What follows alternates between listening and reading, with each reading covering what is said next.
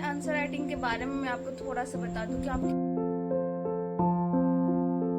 श्री कृष्णा, स्वागत है आपका हमारे चैनल पुष्पलता व्लॉग्स पे। और मैं पुष्पलता आप लोगों के सामने फिर से आ चुकी हूँ एक नए व्लॉग लेकर, एक नए जज्बे के साथ। और आज मैं व्लॉगिंग स्टार्ट की हूँ टेबल पे बैठे बैठे मतलब डायरेक्ट स्टडी का दिखा रही हूँ क्योंकि किसी कारणवश नहीं दिखा पाई और थोड़ा मेरा माइंड मतलब डिस्टर्ब था तो नहीं हो पा रहा था। आज तो मेरे को ना पढ़ने का मन कर रहा था ज़रा सा, मतलब पढ़ने का भी मन नहीं कर रहा, व्लॉगिंग करने का भी मन नहीं कर रहा, बट स्टडी छोड़ नहीं सकती। और अगर स्टडी नहीं छोड़ूंगी तो सोचिए चलो व्लॉगिंग भी स्टार्ट कर लेती हूँ। तो चलिए समय बिना गवाए हुए अपना स्टडी स्टार्ट करती हूँ। वैसे कुछ देर पढ़ी थी, बट चलिए अपने क्लास को कंटिन्यू करती हूँ। फाइनली यहाँ मेरा फर्स्ट सेशन कंप्लीट हो चुका है और अभी मैं खाना वाना खाऊंगी। और इधर देखिए हल्का सा वर्षा हो ही नहीं कि यहाँ पे पानी जम गया तो अभी तो फर्स्ट सेशन मेरा कंप्लीट हो चुका है और अब खाना खाऊंगी, आलू फूल गोभी का सब्जी। तो चलिए आपको दिखाती हूँ कि आज मैं खाना में क्या क्या बनाई हूँ। इधर देखिए पंखा चल रहा है और इधर है खाना। आज मम्मी मकई का रोटी पकाए थे, चावल, और इधर आलू फूलगोभी का सब्जी। आलू फूलगोभी के सब्जी के नाम से किनके मुंह में पानी है कमेंट करके जरूर बताइएगा कल मेरा फास्ट था तो कल भी आलू फूलगोभी का सब्जी बना था और दीदी मना कर रहे थे कि नहीं बनाना, मत बनाना, तुम नहीं खाएगी और हम लोग नहीं खा सकते हैं तो फिर भी मैं ज़बरदस्ती बना दी। तो फिर मम्मी खरीद के कल रात में लाए आज मैं बनाई। और इधर देखिए मकई रखा हुआ है।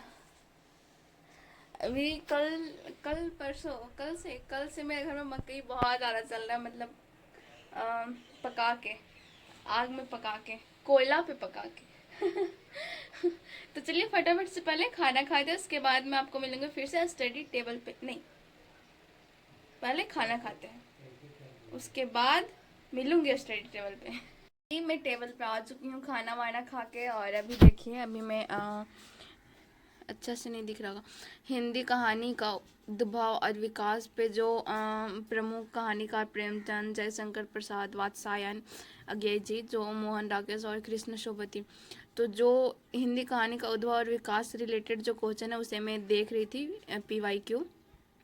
क्योंकि और मेरा देखिए मैं इतना भुलक्कड़ हूँ ना कभी कभी इतना ज़्यादा कि मैं अगर जैसे कभी 1 मिनट के लिए टाइम स्टॉप की, बस स्टार्ट करना ही भूल जाती हूँ। आज देखिए क्या हो गया सो, तो फिर लास्ट में से छोड़ी थी, सोची चलो आज ऐसे ही पढ़ लेती हूँ।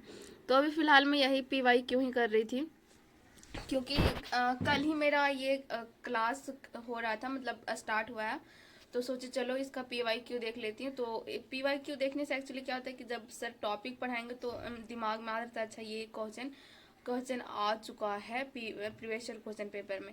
तो इसी वजह से अभी मैं PYQ देख रही थी और इसमें टॉपिक वाइज डाला हुआ है। PW के ये जो मैं खरीद रखी हूँ हिंदी ऑप्शनल का क्लास PWC, बहुत अच्छे समझाते हैं। मतलब आज तक जो भी समझाए हैं मेरे को बहुत अच्छा समझ आया। बस जो निबंध का टॉपिक है वो मेरे को नहीं समझ आ रहा है और उसका जो PYQ है वो भी मुझसे नहीं बन पा रहा है। बाकी सारा क्वेश्चन था वो तो क्वेश्चन बन जा रहा है, बट जो निबंध से रिलेटेड PYQ था, निबंध मतलब ये जो हिंदी ऑप्शनल में भी निबंध एक टॉपिक है, तो वो थोड़ा सा नहीं बन पा रहा है। उसको फिर से मेरे को क्लास फिर से करना होगा, तो देखिए क्या होगा। तो चलिए अपना स्टडी फिर से मैं स्टार्ट करती हूँ। यहाँ मेरा डे का स्टडी कंप्लीट होता है और अभी मैं देखिए क्या पढ़ रही थी, PYQ कर रही थी। सर आज PYQ करवा रहे थे, तो देख सकते हैं ये है हिंदी ऑप्शनल का एक बहुत बड़ी विशेषता ये है कि अब बहुत सारे क्वेश्चन अथवा करके होते हैं जिसमें मतलब एक ही आंसर हो सकता है। मतलब क्वेश्चन पूछने का तरीका अलग अलग होता है बट उसका आंसर एक ही टाइप का होता है। तो फिलहाल मैं इसी का क्वेश्चन आंसर सेशन कर रही थी। तो सर मेन पॉइंट बताते जा रहे थे कि क्या क्या लिखना है, तो बस मैं वही लिख रही थी कि भाग 1 में ये लिख लेना है, भाग 2 में ये, भाग 3 में ये, भाग 4 में ये, भाग 5th में ये, 6th में ये, 7th में ये। तो इसी प्रकार का यहाँ कहानियों का विकास, तो कहानियों के विकास में जैसे आंसर राइटिंग के बारे में मैं आपको थोड़ा सा बता दूं कि आप किस प्रकार आंसर राइटिंग कर सकते हैं। जैसे कि मेरा ये क्वेश्चन है कहानियों का विकास, या फिर कोई और क्वेश्चन ले लेती हूँ। जैसे सपोज ये है क्वेश्चन, नई कहानी की विशेषता के आधार पर एक दुनिया समानांतर की कुछ कहानियों की चर्चा करें। तो कहीं ना कहीं मतलब क्वेश्चन एक जैसे होते हैं, जैसे राजेंद्र यादव द्वारा संपादित एक दुनिया समानांतर कहानियों की मूल संवेदना, तो कहीं ना कहीं ये लगभग एक जैसा ही क्वेश्चन है। तो हमें अगर जब हम क्वेश्चन आंसर कर रहे हैं, मतलब आंसर राइटिंग कर रहे हैं, तो हमें क्या करने हैं कि सबसे पहले उस क्वेश्चन को जैसे क्वेश्चन होता है तो उस क्वेश्चन को सबसे पहले तो हमें समझना होगा, तभी कुछ कर सकते हैं। तो समझने के दौरान जो की पॉइंट होते हैं, जो मेन पॉइंट होते हैं, वो मेन पॉइंट को सबसे पहले आपको अलग कर लेने हैं।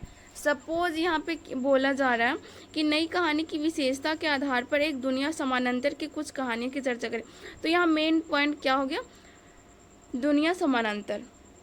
तो थोड़ा सा इस दुनिया समानांतर के बारे में बता देना है। फिर यहाँ पे नई कहानी की विशेषता के आधार पे, तो शुरुआत में जैसे क्वेश्चन के आधार पे नई कहानी की विशेषता के आधार पे, तो थोड़ा सा मेन में थोड़ा सा विशेषता बदला देना। उसी तरीके से आपके जो भी क्वेश्चन होते हैं, तो उस क्वेश्चन के एक बात बोलूँ, जब आप क्वेश्चन को अच्छे से पढ़िएगा ना, तो उस क्वेश्चन में ही आंसर छुपा होता है।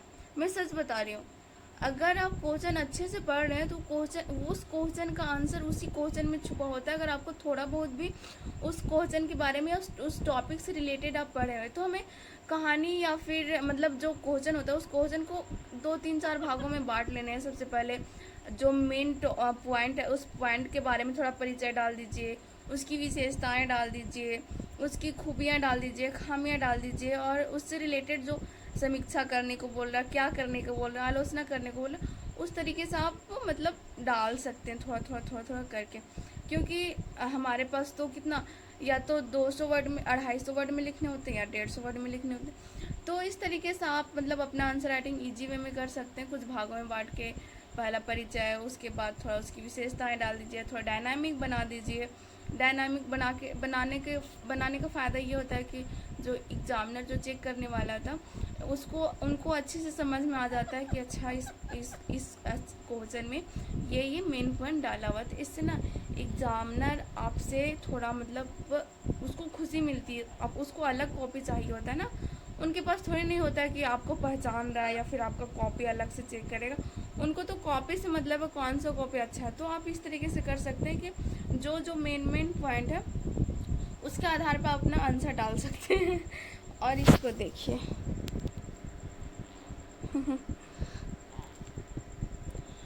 तो अभी तो फ़िलहाल इधर रात हो चुके हैं, और अभी मैं बनाऊंगी खाना। और खाने में क्या बनाऊंगी मिठू, बता।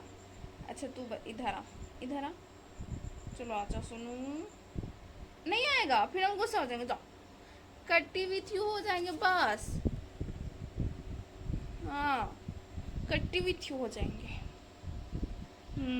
हम जैसे बोलते तो वैसे करो, हम जैसे बोलेंगे वैसे नहीं करेगा तो हम गुस्सा नहीं होंगे तुमसे, बताओ तो जरा।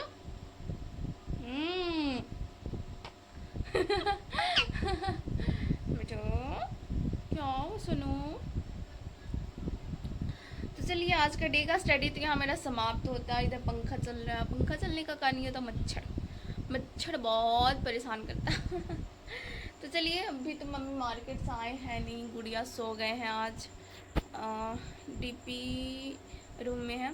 तो चलिए आज का व्लॉग भी मैं यहाँ पे समाप्त करती हूँ। हमारा व्लॉग कैसा लगा कमेंट करके ज़रूर बताइएगा। चैनल पे नए होंगे तो चैनल को सब्सक्राइब कीजिएगा, वीडियो को लाइक कीजिएगा और अपने दोस्तों के साथ शेयर कीजिएगा। तब तक के लिए जय हिंद, वंदे मातरम, भारत माता की जय।